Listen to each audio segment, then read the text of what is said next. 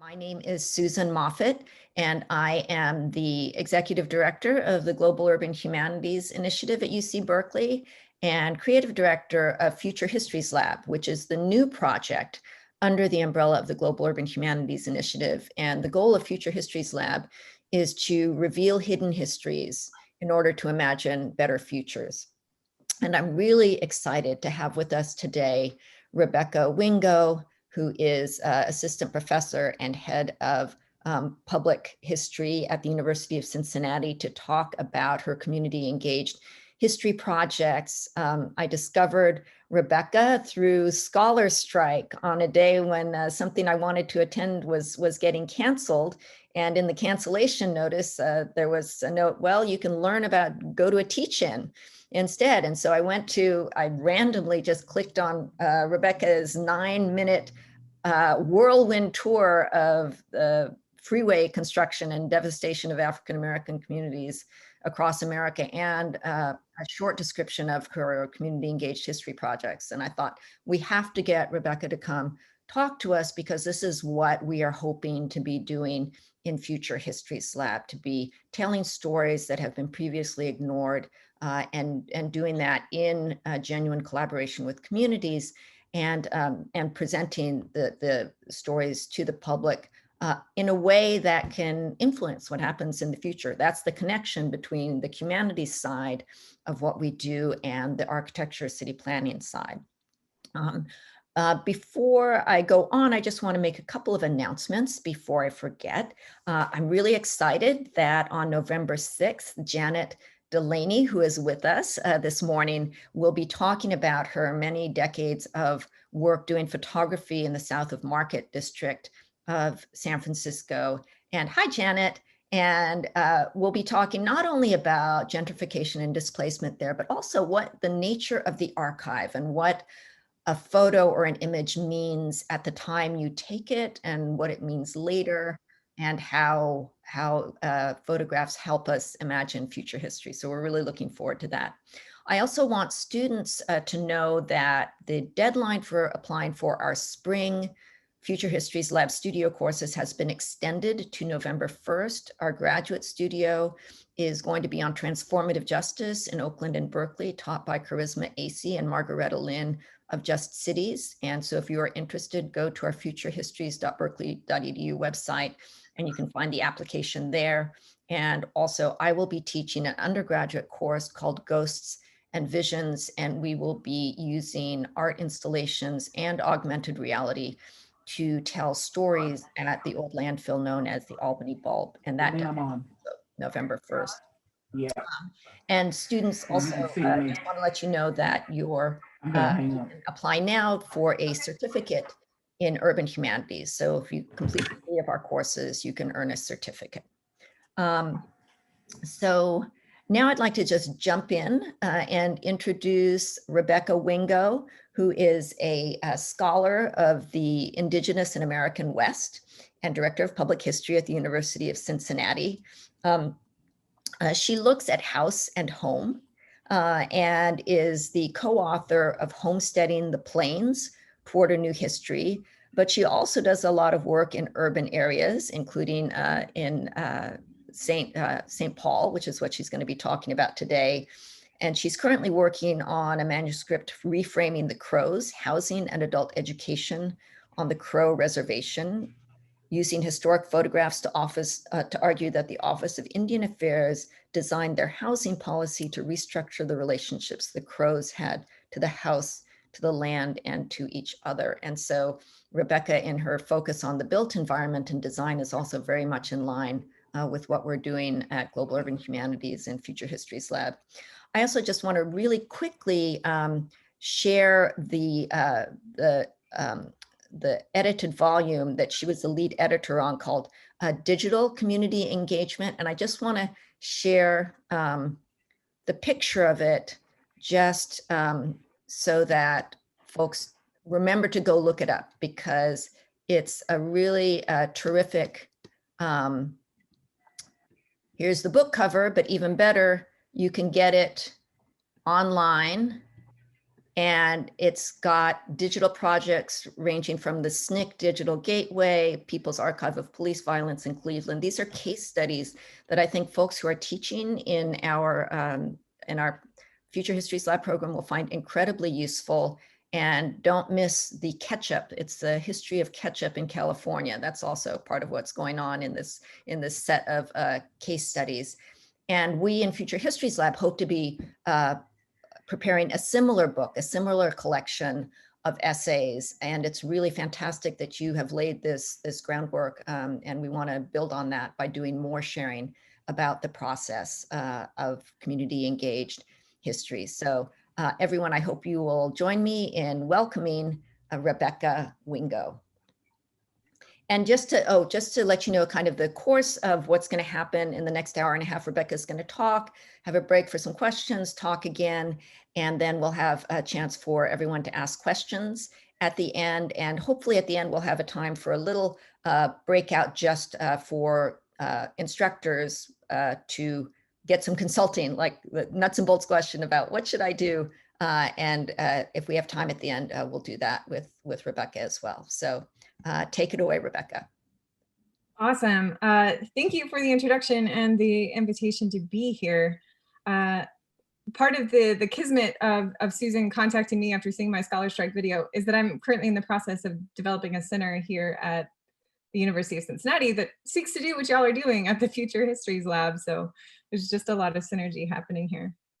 And so I fully expect to learn a bunch from y'all today. Very exciting. Today, I'm going to talk to you about a community engagement project with the Rondo community of St. Paul, Minnesota. This work is really dear to my heart, in part because of the relationships that I forged with community members, and also in part because this work honestly kickstarted my entire career. It changed my life, and I would not be the scholar or the human that I am today without Rondo. Now, my work with Rondo was not entirely perfect, and I learned a lot, and we'll totally get to that part because I think it's important to talk about failure. Here's what you need to know about Rondo. In the 1950s, the Minnesota Department of Transportation began construction on a stretch of I-94 that would connect the downtowns of Minneapolis and St. Paul. Developers proposed two routes: a northern route along abandoned railroad tracks, which by the way stayed abandoned until about 10 years ago, and a central route along Rondo Avenue. Rondo Avenue was this wide tree-lined boulevard that formed the main business district for the predominantly African-American neighborhood. MnDOT, of course, chose to build through Rondo. Some residents took the lowball offers on their homes and they moved away. Others fought through the legal system. And still others waited on their front porches with shotguns for police.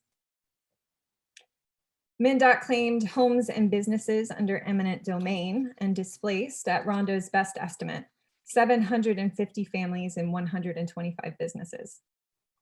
Minority communities around the nation have faced similar destruction and robbery at the hands of highwaymen, all under the guise of urban renewal. Let me go ahead and start sharing the screen.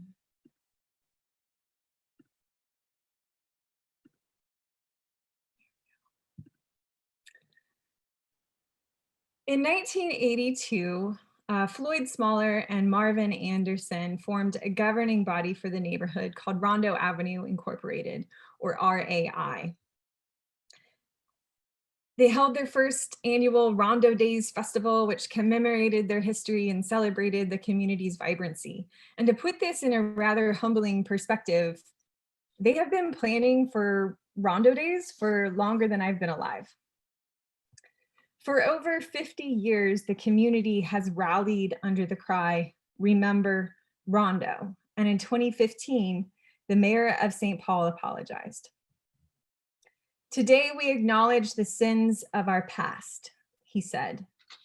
"We regret the stain of racism that allowed so callous a decision as the one that led to families being dragged from their homes, creating a diaspora of the African American community in the city of St. Paul. I began my postdoc at Macalester College just 2 weeks after Mayor Coleman's apology. Because of my role, which was in digital liberal arts, I needed to focus on developing a flagship digital history class with a long-term campus impact. That course, of course, is what you will hear about today, called the History Harvest. And I chose to partner with Rondo, although it's probably more accurate that Rondo chose me. So just to situate you here, this is a really racist map from 1935. It depicts the downtown of St. Paul. Minneapolis would be off to the left of the screen here. You can see the central business district is identified, the Gold Coast where all the mansions are, and then they start to delineate slums. And so you can see one with Italians, Jews, and Black folks, and then that large section to the left, that's Rondo. If we were to overlay modern street data on top of this map, you can see that I-94 cuts directly through the Rondo neighborhood, the center of it, right down their business district.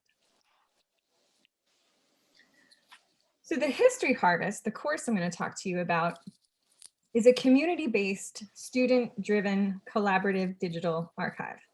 As the founders of the History Harvest at the University of Nebraska State, it is the shared experience of giving that is at the heart of the History Harvest concept. The History Harvest recognizes that the bulk of historical artifacts and the associated stories reside with the owners of those artifacts. That history is etched in our lives, not necessarily in the archives. You know, from the cookbook, from your grandmother with scribbles in the margins to the company watch that your father received for 50 years of company service. These objects tell the story of people's lives. And that value is calculated not in monetary terms, but in the value is in the memory that they hold. This type of history has its roots in the 1960s public humanities movement.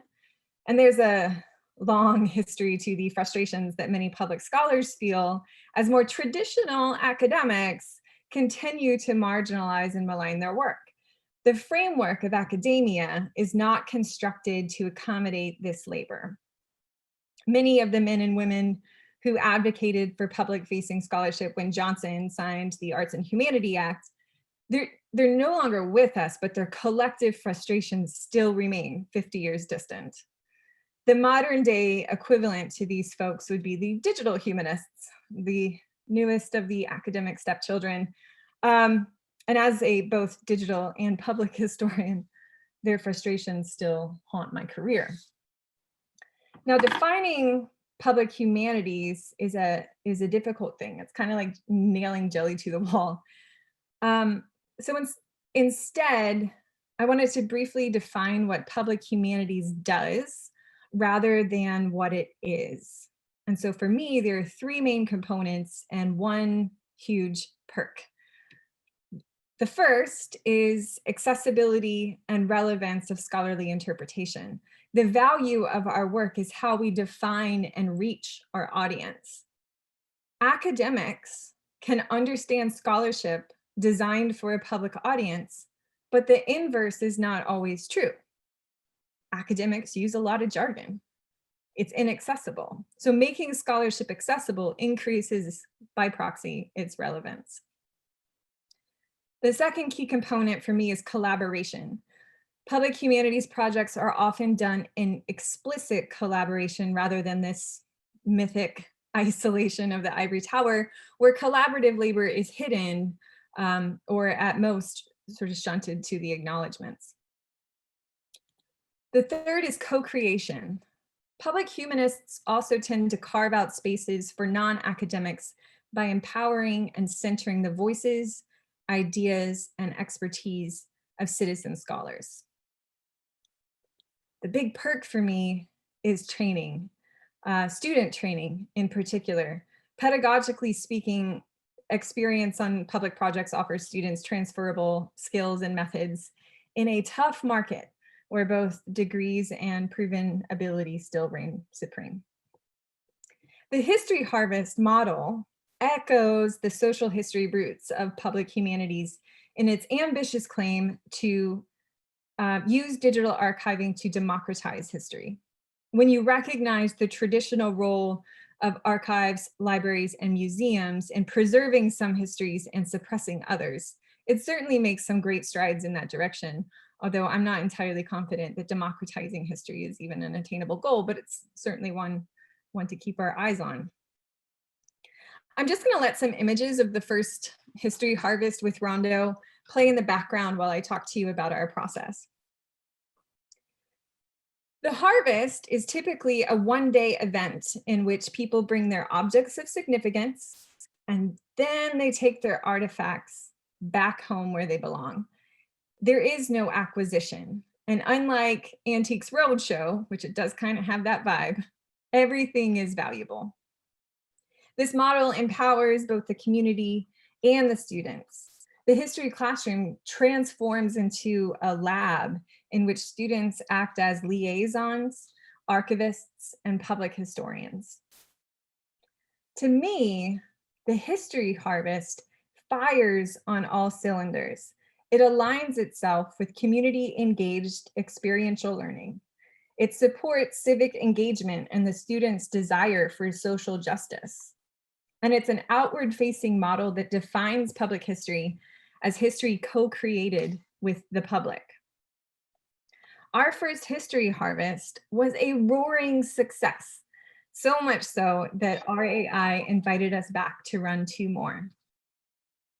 But the history harvest was a starting point, not the finish line. It was a trust-building exercise. For example, the community was excited about the outcome of the harvest, but they worried about losing control over the artifacts since the archive was hosted by Macalester College. So I directed them to Reclaim Hosting, which is a website domain service, where they installed their own instance of Omeka, which is our content management system. And we transferred the archive so that even the digital artifacts reside in Rondo. The reciprocity between community and classroom extended beyond control over the archive. My students and I showed up at community gatherings and fundraisers. The Mardi Gras fundraiser was always my favorite because it had a really good raffle. And the students actually ended up writing thank you cards to all of the participants by hand, which is incidentally when I also realized that students no longer know how to address envelopes. So that's a thing that they also learn skill-wise in this class. We even set up a booth at the Rondo Days Festival with a wireless hotspot so people could explore the archive on site. Most importantly, though, we gave RAI an out at nearly every phase of the project. Before we taught our first harvest class, we presented the syllabus to the board and made sure that our date didn't conflict with any of their other events. We got approval, and afterward I said, great, I'm glad that you are all on board.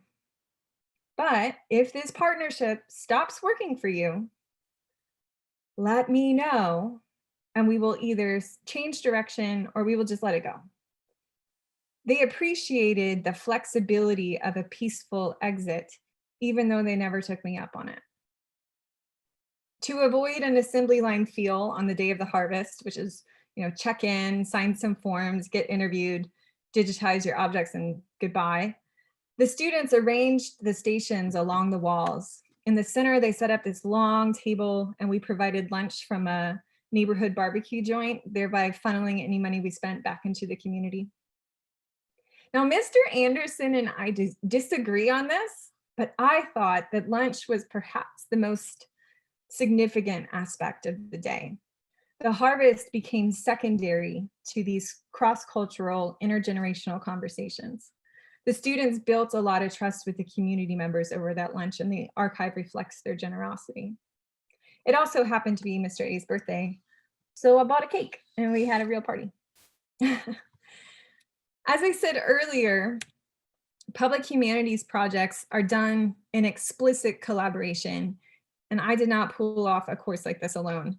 In addition to the community collaboration, there was extensive classroom and campus collaboration as well, the 3 C's, if you will. These are the student groups that we developed. The first year, we actually had a specific outreach team to do all of the outreach with the community and advertise for the event. This was way too much work for just a handful of students, and they very much felt like the entire weight of the success of the project rested on their shoulders. So in the second year, we divided the class into different types of outreach suitable for Rondo: churches, businesses, and public spaces. The type of outreach needed varies based on individual communities, but those are the ones that worked for ours. And by the way, this is my favorite photograph from the event. So here in the front, you've got a kid running around because this is a family-friendly event.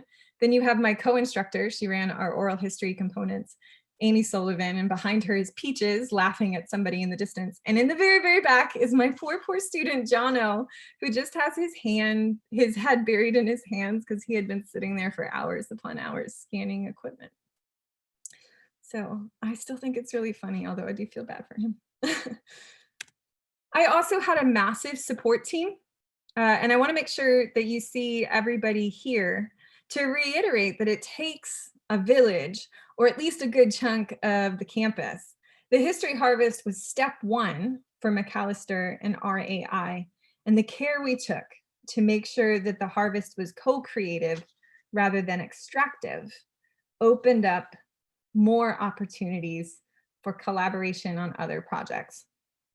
And before I launch into any of those other projects, I just wanted to give you a little bit of time to pause, stretch, roll your neck, do whatever, but also ask some questions about the History Harvest itself.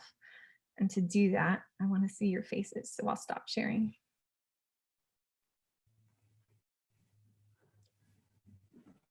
I wanted to ask a question. This is Altair Cook with the Friends of Hoover Durant Public Library. I saw in one of the pictures, was that Muhammad El-Khati, Mahmoud El-Khati in one of those pictures? No, which picture were you talking about? On the staff. Sorry? In a yellow sweater and a hat, I think in one of those pictures. Oh, nope, that's Mr. Smaller. That's Floyd Smaller, Oh, okay. one of the co-founders of the History Harvest. All right. Or not History Harvest, of Rondo Avenue Incorporated. Yeah. Mm-hmm. What role did the Camper United Methodist Church that's on the other side of I-94 play? With those members and that pastor and stuff, because they've been pretty vocal. Yeah, so we did do outreach to all the churches, and we put all the pastors that my students contacted agreed to run an advertisement in their news bulletins that went out every week. And so Camphor was one of the churches that we worked with. We didn't hold the event there. The first time we held the event, we held it at the Hallie Q. Brown Center, which is a community center. It's got some childcare, food pantry, and things like that. And we wanted to do that because we didn't want any specific denomination to feel excluded because we were hosting an event at a church. So the community center was an intentional choice there. But the second year, the Hallie Q. Brown sort of backed out on us. We had a contract problem, and we did end up going to I think St. James, just down the street. Church. Yeah, just down the street from Camp. And we honestly didn't get as much attendance, and I think in part because it was at a specific denomination. In part also because it was one of the first nice days since the long freeze of the north. But it was something that we were kind of trying to play around with. The Wheels, the little Wheels restaurant there that's on Rondo, that didn't have enough space to accommodate those folks, huh? Mm-mm. Okay. Rebecca, did you have any support or engagement with like the local historical society, or which institutions that might be interested in eventually hosting the actual artifacts were involved in this process? That's a great question. And part of the beauty of this project is that the archive is not only created by the community, but ultimately was controlled by the community. And there was a lot of reticence from community members to work with some of these institutions that have a long history of bad practices with communities of color. The Minnesota History Center has a Rondo exhibit. But after we did the first History Harvest, I will tell you that they invited me and Mr. Anderson in, and we sat down and have a conversation. And basically they asked if any of the people who contributed digital artifacts, with the idea that they keep their heirlooms, they asked if we thought any of them would be willing to donate their artifacts to the museum. It's all about acquisition for them, but these are things that people want to pass down from generation to generation. So you actually do get kind of a different slice. We did work initially with the archivists there and on my campus to make sure that we were keeping good metadata and good documentation and finding the best practices for those things. We also invited in someone who works on a project out of the University of Minnesota called Umbra. And Umbra is a sort of archival repository for a lot of African-American history collections. And it was also incredibly problematic. So this one guy came in, he wanted to remain anonymous, so I won't use his name, but he had this really cool album of a scrapbook of posters that he pulled down off of telephone poles in the 70s, and bands and events and pictures and ticket stubs. And it was this really cool artifact.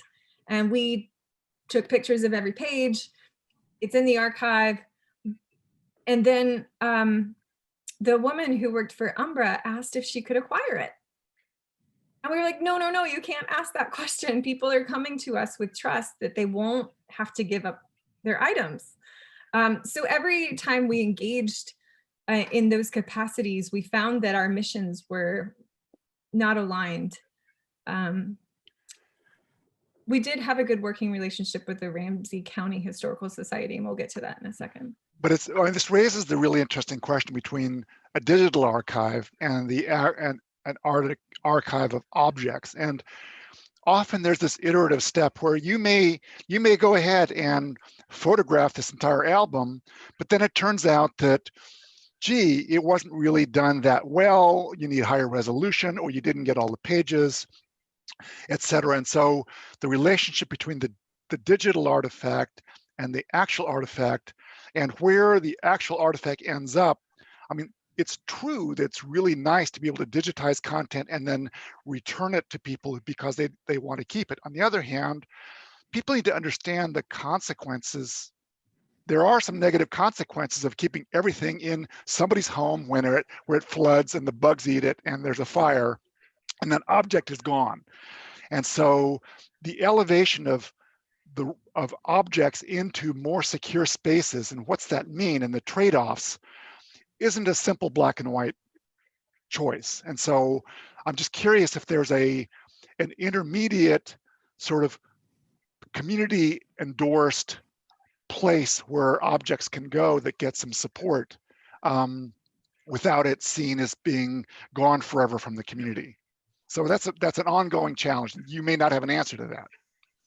Yeah, I think for the purpose of a History Harvest style project where the history is co-created, some of those tenuous relationships could and should certainly be negotiated, but at the same time, the History Harvest itself is designed to get copies, digital copies of artifacts that you wouldn't otherwise see in a repository. So you're not going to get somebody's cookbook necessarily. You're not going to get the soup tureen that there was a woman who brought in a soup tureen And her grandmother, it was the first thing she bought out of slavery. And so you're not going to get that necessarily in a museum because it's important to the family. We did, however, have a station where we would talk to people about preservation and acid-free paper and all of this kind of stuff. And we had some free supplies to help maintain some of the objects. So we did do that, but I think the community relationships, that's really up to the institutions to sort of correct for that. I think Altair had her hand up first, and then Lynn. Well, I wanted to piggyback on what Lincoln was talking about, but I want to go back to when you first started talking about how you approached the community. And I think this is really, really key as one of the things when dealing with community. And and I understand that, whoever's doing the research and the studying, they want to be able to preserve some of it. Oftentimes the community, they may care about that, but they're more concerned about how their artifacts in the cookbook and what have you is portrayed, and even back further to that, how they're approached about sharing that. And I think that is really, really key. It's, when you talk to people in the community, not only do you ask them, do you want to do this, but what is your vision about how it's getting done? And that oftentimes that question is not asked. And so therefore, the community's perception is whoever's doing the studying, they have a sense of entitlement. And I know that from having lived in that area for 20 years, the sense of entitlement is rampant. I worked for MnDOT for 15 years. The sense of entitlement is rampant, and they looked upon, they were doing those folks in Rondo a favor, and they weren't. They disrupted the community. And so those wounds are still open.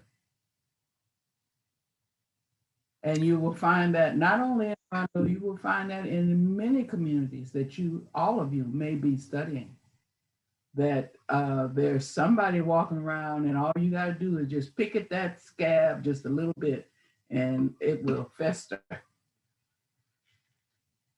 The trauma of highway construction lies really close to the surface for residents of Rondo. We had residents who were crying as they told us their stories, even all these years later. So I think it's definitely a scar that doesn't heal. And so you're absolutely right, Altair. It is a lot about how you approach the community. Yeah, I know people right now in the community. And I think the young man who is the mayor of St. Paul is a product of that community. His mom was a county supervisor. She's a friend of mine. And, grew up in that community and knows that community. Those scars are still there, very much so. And I wasn't even a part of it. I'm an outsider. But you talk to any of the insiders, they will tell you. I mean, it doesn't take much, depending upon who they're talking to. Yeah.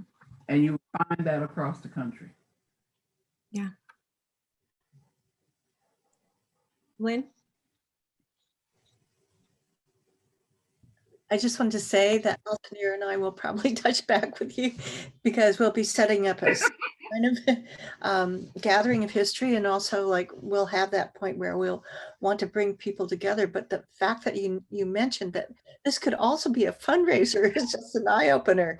So that was really great, and so I'd appreciate it if we could, Altair and I could both touch back with you as we work through this course. Please. She's serving as a community collaborator with us, and it's actually Altair's project.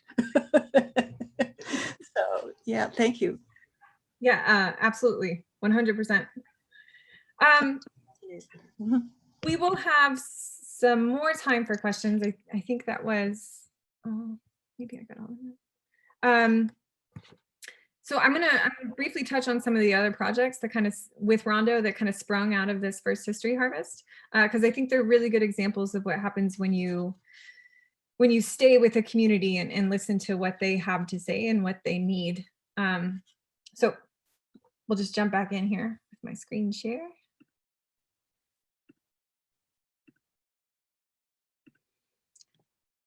Okay, so here's a few examples of the types of projects that followed the harvest. Now, Mr. Anderson wanted a map of the historic businesses in the Rondo community, and Mr. Anderson always gets what he wants. So I made a map. Now, there is a map of Rondo, and you can buy the poster through the Minnesota History Center. We bought our students copies actually so they could become more familiar with the history of the community. But we couldn't find the map maker, Jim Gerlich, anywhere on the internet to save our lives. So Jim Gerlich doesn't really do the whole computer thing. Then he heard a spot that on the radio that about the history harvest that Mr. Anderson and I had done on All Things Considered. And he came to the harvest with an arm full of maps. I invited him to class, and he told my students about his research process in which he went through all of the ads in the community newspapers from 1920 to 1960. He talked about how limited space on the print poster meant that he only included the businesses by the decade. He explained that his map actually identified a stretch of Rondo Avenue by the Capitol that had not been destroyed by the highway, and how he and Mr. Anderson petitioned to have the street name restored. He talked about how the map was this decade-long labor of love, and how if we wanted, we could buy the maps directly from him and avoid the retail markup. He showed me the 2 CDs and the jump drive that he was using to preserve the map. I promised to explore better options. He handed me the cardboard envelope and told me that those were his only copies. He asked me to be careful. I asked Jim if he minded if my students and I made a digital map. He offered us all of his research files. Citizen scholars blow me away. The following spring, my students and I made the map.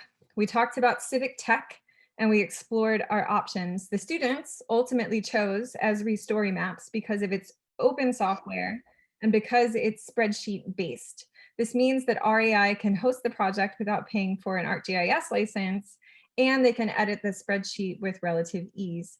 And after processing what I think was miles of newspaper microfilm, I was up to my elbows in it as well. We were all in it together. We uploaded the map to their website. At the end of the semester, I gave Jim some options about what he might do with his files. He decided to donate his scholarship to the Ramsey County Historical Society. And when I facilitated his donation, I also donated my students' project and research files. So my students actually contributed to a born digital local history archival holding, which is really cool. Then a promising young geography student named Anna Doldy, who had been interning at the Rondo Community Land Trust, emailed me to set up a meeting with the trust director and Mr. Anderson. See, Mr. A had told them about our map and they were interested in the findings. Mr. A also wanted to find some way to employ Anna for a summer internship on the Reconnect Rondo project, a project proposing a 5-block land bridge over the highway. The lid would have mixed income housing, senior living, shops, parks, and maybe even St. Paul's Farmers Market. It would also literally reconnect the bifurcated community. Through some fluke of serendipity, my dean had just emailed me to tell me about some unclaimed undergraduate research funds for community-based projects. He thought I might have something in mind, And Anna spent the summer forming the housing committee and doing site visits to other land bridges across the country. This was a central component to her senior capstone, and Reconnect Rondo actually hired her to continue her work as they prepared to take their proposal to the state legislature. When we submitted our report for the funding, Anna wrote, "All in all, I am so grateful for this opportunity as it allowed me to participate in the best research and work experience of my college career." At the time, Mr. Anderson was also in the process of developing the Rondo Commemorative Plaza. The man is unstoppable.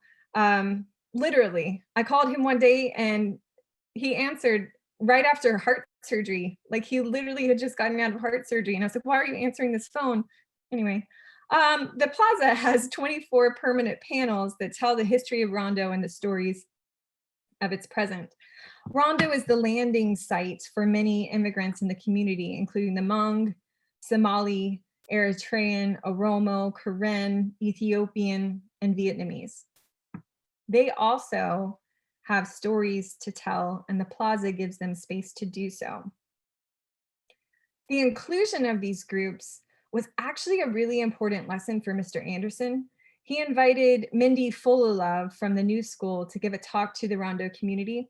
She's a social psychiatrist who focuses on urban studies and community fracture. She's got a great book called Root Shock that y'all should totally check out. But after listening to the Rondo residents describe their vision for the plaza, she challenged them.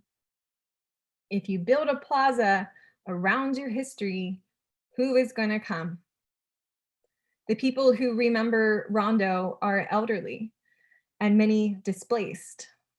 What about the people who live in Rondo now? It has to be relevant to them as well. And this shifted Mr. Anderson's entire approach to the plaza. Anyway, I ended up overseeing 4 plaza interns, a historian, 2 geographers, and an artist. We created 2 of the 24 panels.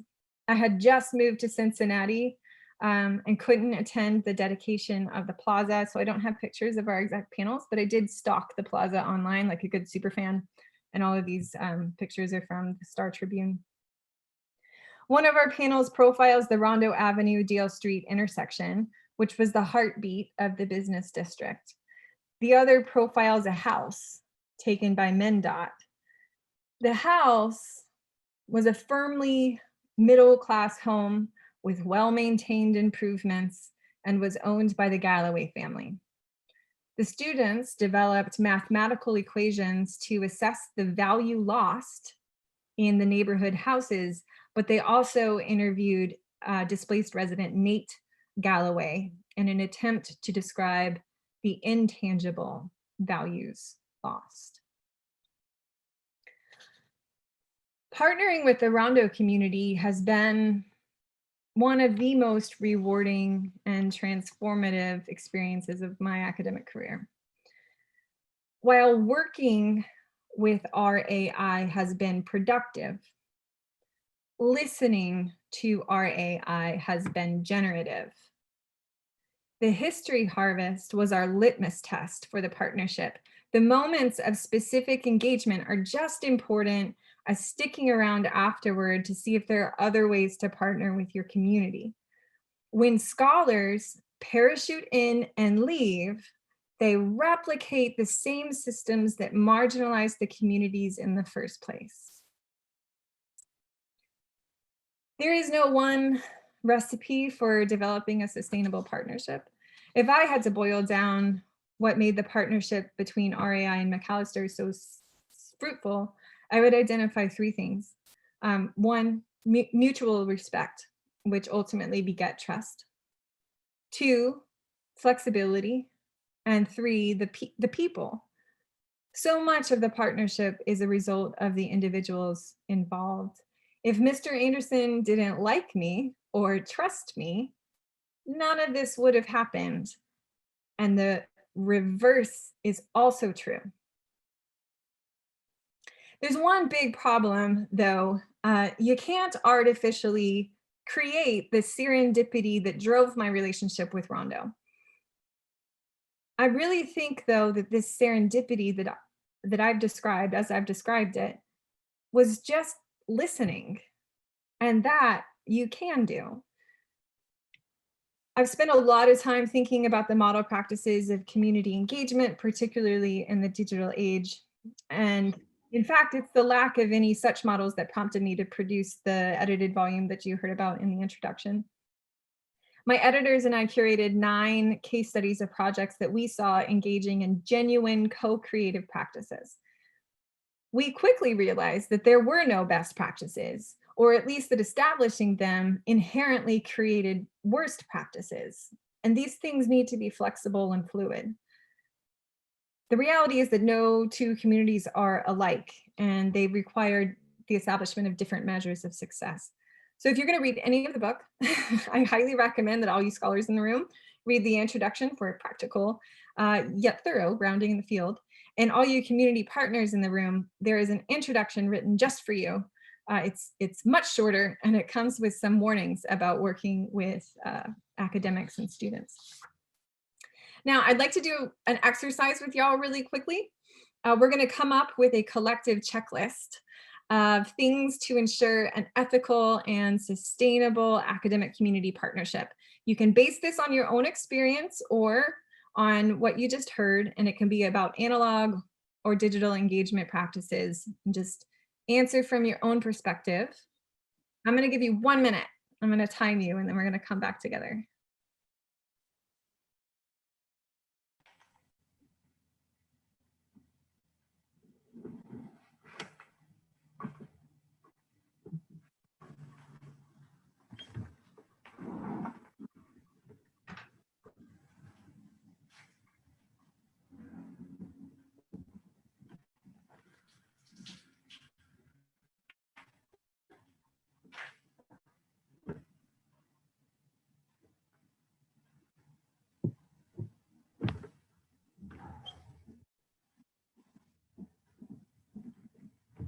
What do you guys think?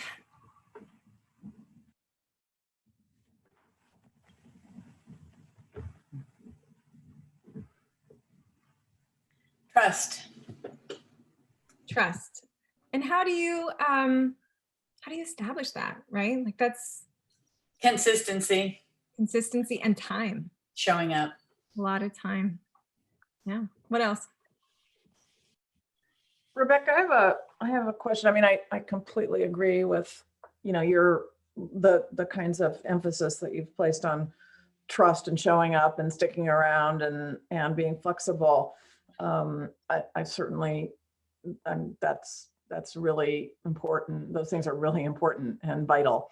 I wonder about the academic side of the house in terms of the students, because, you know, I've certainly done projects with community organizations in partnership, and you know, you want to set some expectations for what they can expect in terms of student interaction and what the students are going to produce, but the students are students, and you know, sometimes you have a group that just is incredible and productive and goes way beyond, and sometimes that doesn't happen.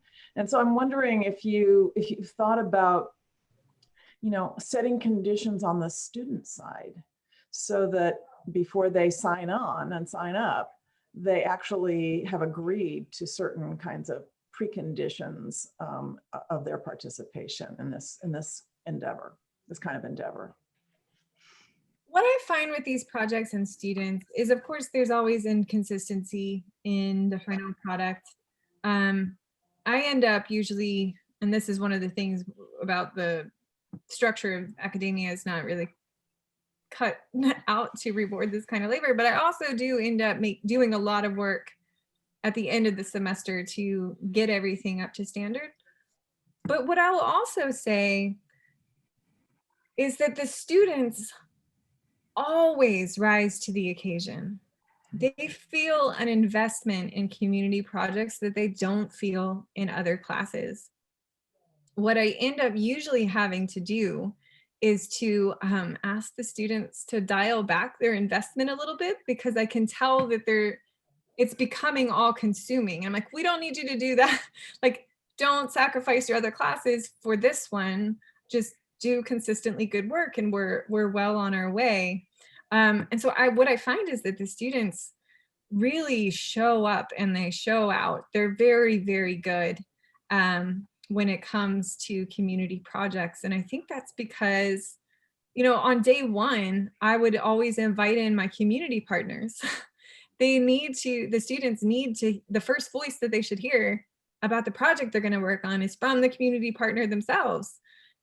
They're enamored at that point. The students love it. And so I think that it's certainly takes some doing on the professor academic side, but the students, they tend to do really good work for these types of projects. And I've done a lot at this point.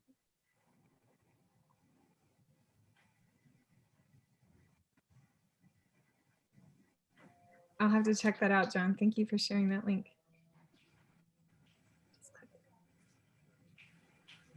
Other ideas about what makes for a good and successful community partnership?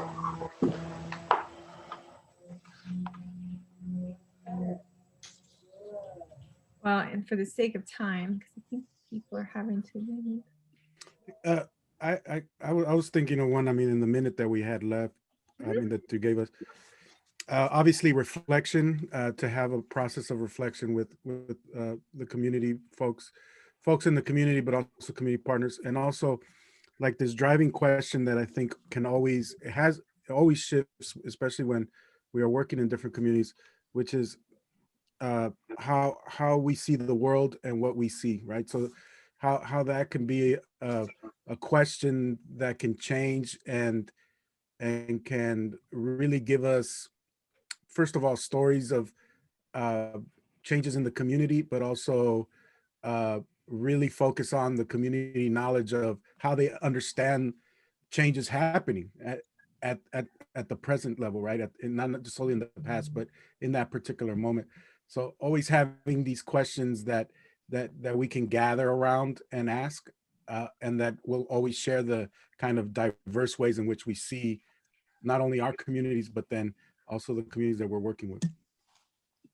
I think that's fantastic.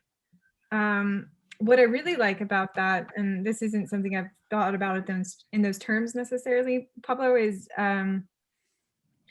the students situating themselves in a different view of the world. And of course, they always get that through community engaged projects, but doing that with a lot more intentionality, I think would be incredibly rewarding, and also demonstrate to communities that the students are trying to understand their issues and their historic roots, and how current events are shaping their lives. And that's a really good suggestion. Thank you.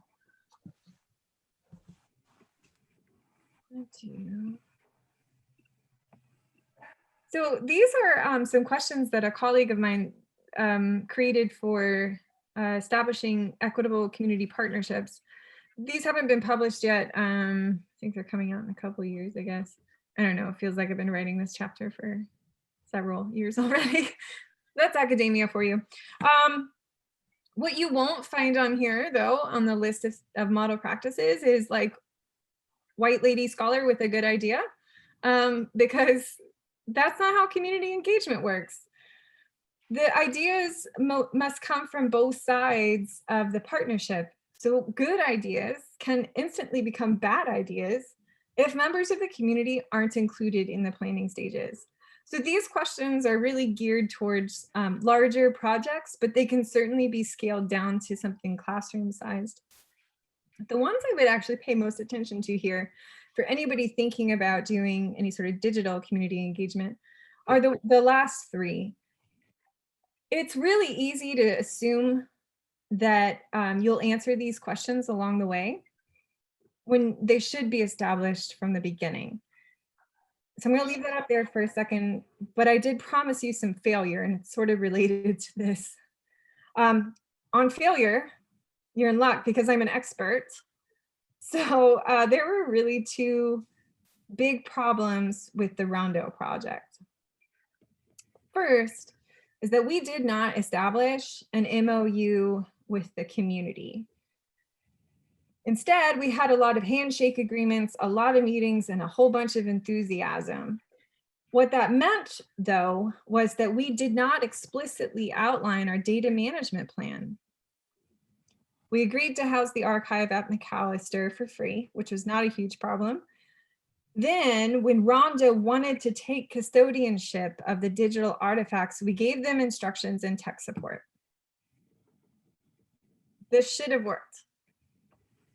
And yet, every year, when I get called to do a presentation like this on the History Harvest, I find that their site is down.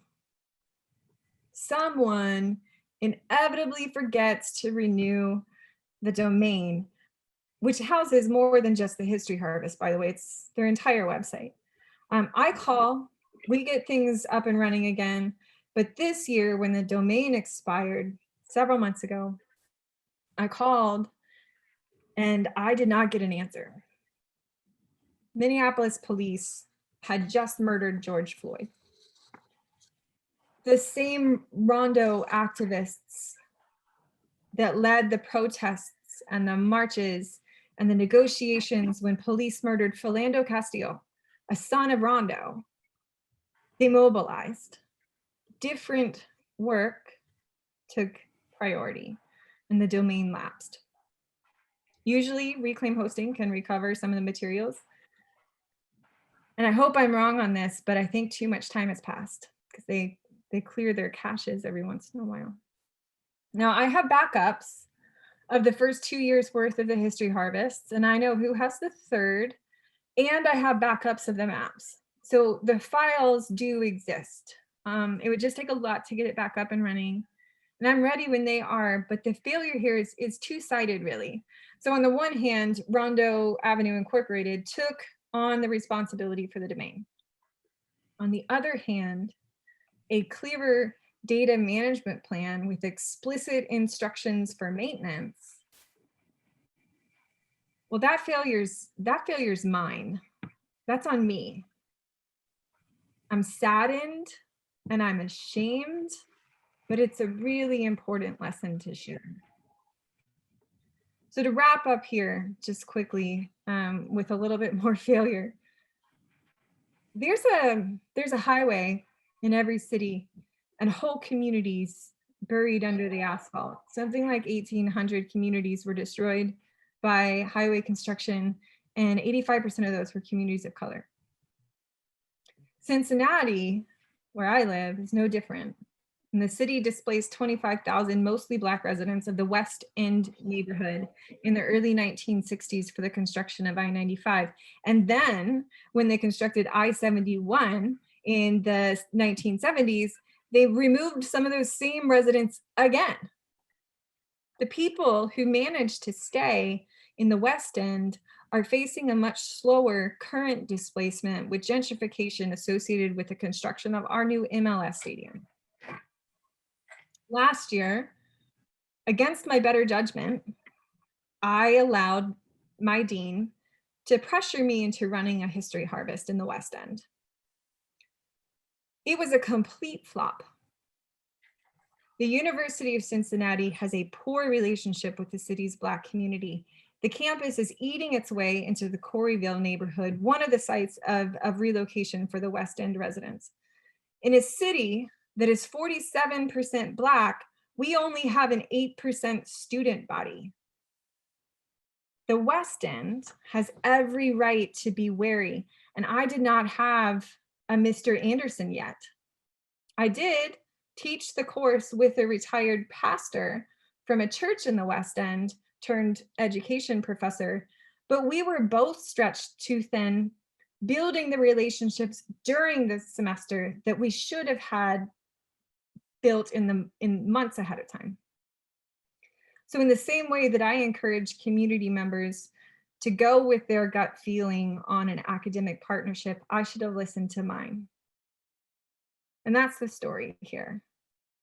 Community engagement is deeply human, and it's all about the relationships, and it's all about listening. Thank you.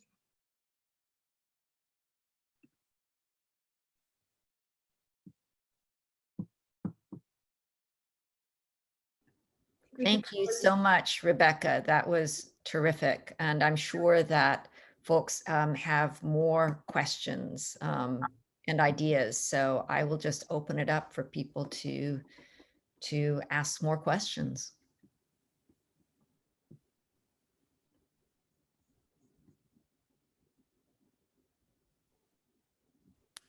Rebecca, I'm really curious about what kind of information you captured from community members who participated in the harvesting events. Can you talk a little bit more about that? Yeah, so what we did with the Rondo History Harvest was actually kind of different than any of the other history harvests that Nebraska had done in all the years prior. And that's because at the other harvests, we would interview the residents about the artifact, and then we would write it all up, and that was a really two-dimensional archival record. So for the Rondo History Harvest, we actually recorded the discussion of the artifacts and why they were important. And so it gives this really rich texture in the archive when you can listen to someone tell you why that marble is important, or why that yo-yo hat is important, or what buying their first car meant to them. So it creates this really complex picture of not just like what I call the Little Mermaid effect of, look at this stuff, isn't it neat? But rather, here is what the community is telling us is valuable to them. And that's a very different collection practice than targeted acquisitions. And that's really what makes this thing so incredible. I would say one of the most moving artifacts that I've ever had the chance to process was actually not from Rondo, but from North Omaha, which is another predominantly Black neighborhood, also affected by highway construction. Surprise, surprise.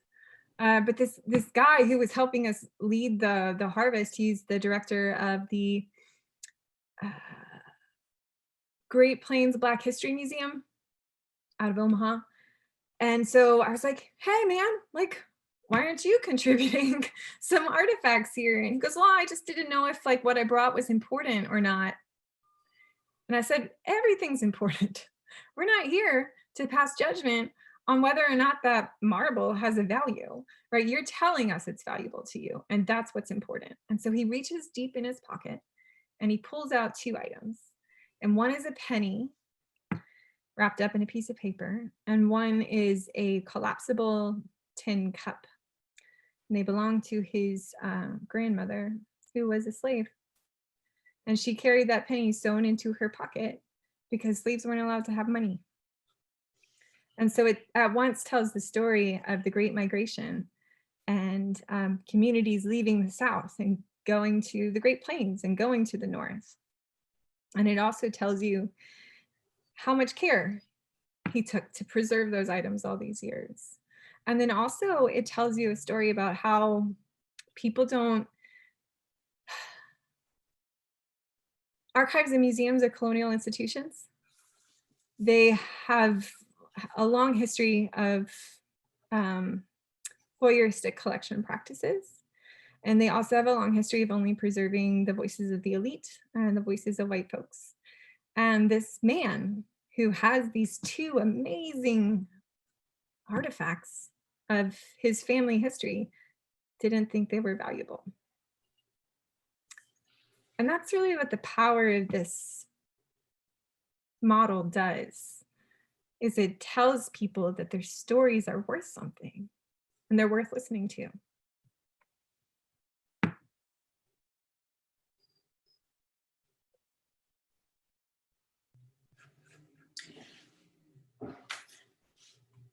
That was very moving. I wanted to go back to this Rondo Commemorative Plaza that we saw the mock-up of, but it actually wasn't constructed as presented after the social psychiatrist asked a few more pertinent questions. And I just wondered if you could give us a little more information on that. You said you had there was a historian, 2 geographers, and an artist.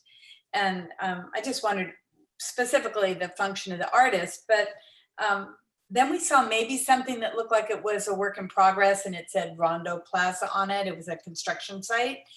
And I think those 2 things are related, like the ideal versus like the real, and how that project changed after the conversation with the social psychiatrist. Yeah, so there's 2 moving pieces there that you've asked about. One is the plaza construction itself. It was dedicated on my birthday, which, you know, we ran our first harvest on Mr. A's birthday. So there was some some parallels there that we both quite enjoyed. But I had already moved to Cincinnati, so I just had pictures of the dedication online, but it did open up. The green space is sort of filling in with trees and all of that kind of stuff. It's a lovely little corner. And it was the last piece of undeveloped property along Old Rondo Avenue. It overlooks the highway, as if that's a thing to overlook, but it's really important in its location. The original idea was to create 24 panels, all telling the history of Rondo. Mindy Fullilove, who again I highly recommend as a scholar to pay attention to, she pointed out that, and not these crass terms, because she's got much more decorum than I do, but the history doesn't matter to people until you tell them why it matters to them. And so she pointed out that because Rondo has been used by the state and by the US government as a relocation site for refugees, should tell you a little bit about income level and high density housing and things like that. Because it's been used in that way, there's all of these folks in the community who don't really feel those historic roots in the same way. The very first Hmong refugees in the country came to Rondo in the 1980s. So they do have a pretty long history there of being in the community. And in order to make that plaza a place where they feel welcome, the plaza, she said, needed to represent their voices too. And so it does. And so there are now 4 rotating panels where each of the community groups will be able to come up with their own display and their own text and their own interpretation of Rondo as a space of their home. And so that's really how that sort of shifted Mr. Anderson's focus to think about, how is the youth going to engage in the plaza? How will the immigrants and refugees engage in the plaza? And not just I lost my house in the 60s and I'm hurt and I need to tell the story, all of which is valuable, right? So that's kind of how she shifted that. The 4 interns, I ended up in this very weird role at Macalester where I kept collecting students, a lot of computer scientists actually, but the historian and the geographer and the artist, we basically all just worked together to conceptualize the panels, and the artist ended up having the idea that the map of the highway would go across the bottom of a series of panels, which is ultimately what they ended up doing. So she had this keen sort of design eye that the rest of us were lacking. And they ended up working very well together as a team. And they were all students? All students, all undergraduates.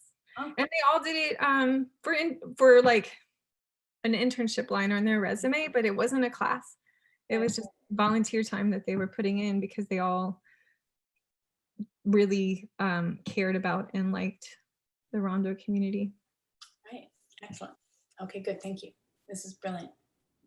So we have about 6 minutes left, and I see that Altanir and Lynn have their hands up, and we probably don't really have time for both a question and an answer. But I'd welcome Alternier and Lynn if you have any thoughts that you'd like to share, because I know that you and Rebecca will be connecting again later. Is there anything that you'd like to just share at this point? And Lynn and Alternier, you're both muted. Alternier, would you like to go? Can you unmute Alternier? Yeah, very quickly, I've learned a couple of things, a community person. And I need to take this back, all the way back to our board meetings with the Friends of Hoover Durant. We need to listen, and there needs to be flexibility on both sides, okay? And we need to keep our eye on why we're even here. And also, we need to build in whatever we're doing some place for reflection. I think Mr. Gonzalez brought that up. I hope you don't mind me calling you Rebecca. Is the why? Why is it important, and why is it valuable? And I think, like I said, I need to bring that back as a community person and ask that even to the stakeholders and who are participating in this in our own community. So thank you. This is a learning, this is a learning experience for me. I will say, Alternier, that part of the why, with what I found with Rondo and what I found with the West End now of Cincinnati, is that, and this, I know I put this in my Scholar Strike video season, but history is often repeating itself. The gentrification that your community is experiencing is the same story over again. So the relevancy for I think, particularly the community that you're in, is built in. History doesn't have to be the thing that we repeat. That's a choice that we make. And so if we can just bring to light some of these histories, I think it's really easy to make the argument that this is the history of our present, and that community members and city leaders and students and academics and city planners, they can all learn from this and take that into how they proceed going forward. And I think of course, if you're going to do something like a commemorative plaza that you want people to come to, think about who your audience might be and not just the elderly residents. But I think the relevancy question is often answered already in communities like yours. Thank you, Rebecca. I will touch back with you just because I'm. Yeah, I'm. Go ahead, Alternier. Go ahead, Alternier. No, I was just saying I'm one of the elders. So I saw that, and I lived in my community. We were one of the first Black families to move into this community. So I'm just, but they didn't call it regentrification. Okay, and I'm just wondering what would have happened if those white residents would have stayed here and worked with us, what this community would look like.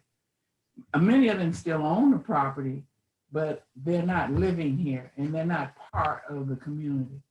And that is what has happened to my community now, that many of the Black residents have either sold out or left because of the drugs and what have you, over the past. And if they would have stayed and not necessarily, but, worked with those folks who are moving back in here for whatever reason, they're moving in here because they don't want to make that long commute to San Francisco, and we're right here. What would the community look like? And that's what we're trying to do. We're trying to stay here and work with the folks who are here coming. Well, Alternier, I think that is a great note to end on, the importance of staying. What does it mean to stay, both as a community member and also as, as a scholar or a student? what's the difference between a long relationship and parachuting in, and how do we start relationships on a footing that's going to last? How do we take the time to do that? So I just want to thank Rebecca so much for bringing your experiences to us. Thanks to everybody who joined us today for your excellent questions. Thanks a lot to Lynn and Alternier for your excellent questions, relating directly to your work in the community, not just in the class. And I didn't even know, Alternier, about your St. Paul connections. So that was— Lived there for 20 years. Lived in Minneapolis, even know that. on 39th and York Avenue South, and worked for MnDOT for 15 years. Wow. So yeah. So thank you, everybody. This is recorded. We'll be sharing it. Let your friends interested in these kinds of issues know that they can find it on the Future Histories Lab website, futurehistories.berkeley.edu. It'll take us a little while to edit and put up. But thank you so much for a great discussion. And this will continue. Thank you, everybody. Thank you. Thank you. I do have a little bit more time if anybody wanted to hang out and ask any follow-up. Yeah. So You're I'm going to keep this open. Anybody who wants to hang out, let's do it.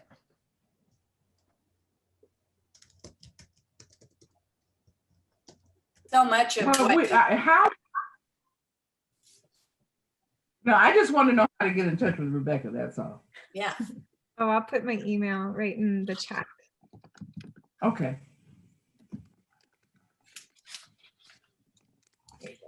I found so much relevant to what you were saying, and I have been grappling with as an experience I had as a young person who grew up in Compton in LA. And one of the very first memories I have driving on the highway and looking to one side where my house was and to the other side of this newly built freeway, which we were so kind of thrilled, something new. My dad was big at driving, and so we went to try it out, and all the houses that were demolished to make way. And I mean, I might have been 9, and I was just kind of heartbroken to see that devastation of a community that looked kind of just like mine, but it was on the other side of the freeway. I couldn't figure it out. It was like one of my very early kind of traumatic understandings of the larger world. And it kind of led me into a whole life of trying to grapple with displacement and eminent domain and neighborhood and all the things that are attached to it. So, the idea of listening now to people talk about freeways and having experienced it, but not having any way to name what was happening or didn't have the information in the same way. So this really resonates. Yeah, some of the interesting stories I heard were not just about the people whose homes were demolished. And, in Minneapolis and St. Paul, housing covenants were still in place when the highway came through. And so Black residents didn't actually have a whole lot of places to go and definitely not enough money to buy because their houses were undervalued in eminent domain. But the people whose homes were not taken also have really interesting stories to tell. And so this one man, same anonymous man who brought in that really cool scrapbook, his was, so the highway comes right down the middle, and so they took out this entire row, and then they took out half of this row, and so he says his home was on that last row that wasn't destroyed, one that overlooks the highway now, and how he used to get up every morning on his front porch and he would just see the houses collapsing across the street from him, and how heartbreaking it was to be one of those who stayed. Yeah, definitely. So, yeah. Well, then it gets played out again locally here with the demolition of the center of the South of Market to build a convention center. And I spoke to a few people whose homes were bought for eminent domain and how it devastated their community. and their sense of place. And, 30 years later, they were still, traumatized by that. And then going back to this issue of your neighborhood, growing up in Compton, I mean, my family was one who left, right? I mean, and grappling with this issue of white flight. And, I was 16 and, I was just swept off into a town a few miles away with all our neighbors, literally in the same month. All a Black real estate agent came in and said, you better sell because Black people are coming in here. And my very uneducated community, very racist and working class, they were like, oh, yeah, we got to get out of here. And they all, August of 1968, gone. And that disruption was traumatic to me because that was my family. Problematic as they were, we're still in touch. And, those were the people I grew up with. And I ran in and out of their houses every day for anything I needed. And then we all got moved off by choice in this case. But a lot of this, and what I'm trying to understand is the lack of education that came with that first wave of integration, so that there was such ignorance on the white community's part and such fear and no knowledge of the why. And it was just like, and that was it. I couldn't see what was happening from my point of view. So yeah, it always makes my heart race when I talk about it, and how problematic it was, and how can I personally heal that wound in my own anxiety around that. So that kind of has really influenced all my artwork since. And yeah, it's been complicated, definitely. And it's about a sense of home and how we are responsible to the people in, and learning and broadening our understanding of it. So I don't know. There's no question there. Maybe it's just a statement. Well, not to be like presumptive of your identity in any way, but those are the exact things that I think white people should be sitting with, right? Yeah, I am. Yeah, I'm doing it. And I have been doing it. And yeah, and I'm excited about the conversations that are becoming so much more accessible now for everybody. And I think that's what's really important about the work that Altanir and Lynn are planning to do too, is I do hope it makes people really uncomfortable. Yeah, no, it is. And it'll always be uncomfortable. I was talking to a group and there were a couple of young women who were the same age as my daughter, and they it was almost as if they only just woke up when George Floyd was killed. I don't know where they'd been, but for somehow that was their first moment of acknowledgement as white people of this horrific, world-class issue. And then they were just in such a panic about trying to fix it. And I'm like, guys, this is like life. This is like going to be your whole life. You're always going to have to deal with this anxiety around it and understand and wear it and dig into it and work with it and try to address it. It's, I see this as a really an essential point in time that things are changing in a way that feels familiar from like the late 60s and 70s, that there was a big kind of nap that happened in our conversation as we got distracted by other issues as white people, and that this is sort of like, oh yeah, right, we gotta like look again. So, it's. I think there's some responsibility on the part of us African Americans or Black people who have moved into these, moved into the like my neighborhood.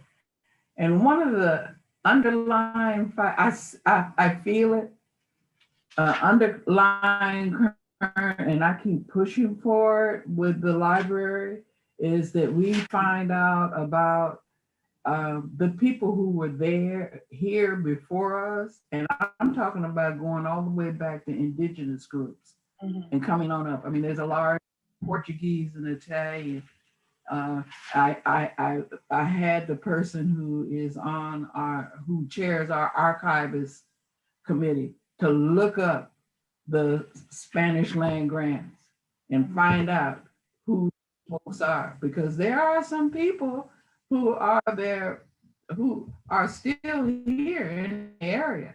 Find out who those folks are.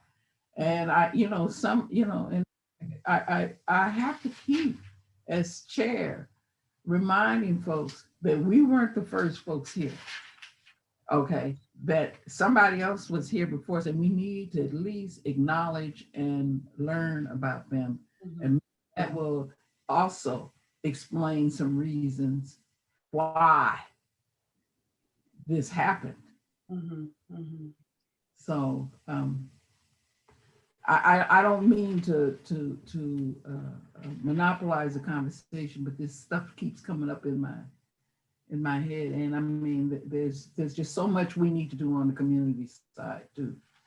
And we've been talking about the American context, but this kind of urban change happens everywhere. And I see we're joined in our little group by Emine, who identified herself in the chat as being an architect from Istanbul. Are you in Turkey right now?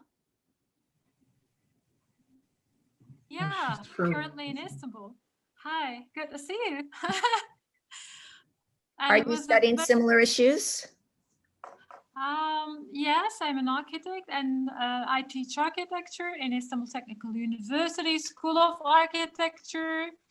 I do also teach studios and theoretical courses about gender and space issues, and urban transformation and politics of space. So a couple of my students from the studio also joined through the talk. And right now working on a project about urban transformation in 1950s in Istanbul in comparison with some Balkan cities. So the project that Rebecca has introduced was quite interesting in terms of know-how and approaching to issues from diverse perspectives. I appreciate a lot and learn a lot. Thank you so much. It was mind-opening. It must be very, very late for you. So thank you for joining. It's normal for an architect. It's just around 9:45 p.m. It's normal. I thank you a lot. Learn a lot. Thank you so much. You're welcome. I have a whole bunch of History Harvest resources. If you ever just want me to send you a bunch of files, you just let me know, and we can get you up and running if you want to do that. Okay, I will. I'm gonna email you soon, at least to initiate a contact. Thanks a lot. You're welcome. Well, thank you, everybody. I think I'm gonna let everybody get on with their days. This has been so valuable to me, certainly. Really interesting conversations. And we will keep talking. We know how to reach each other now, hopefully. In the chat, Emine, if you haven't added to the Google Doc your email address, it would be great if you could sign in there. And we look forward to continuing this conversation, and we will continue it with Janet on November 6th. That's going to be super interesting. So thank you, everybody. And thanks so much, Rebecca. It's been really inspiring, and I think extremely useful to us as we start our project. So thanks for having me. This has been really fun. Great. Okay. Take care. Goodbye, everybody. Bye.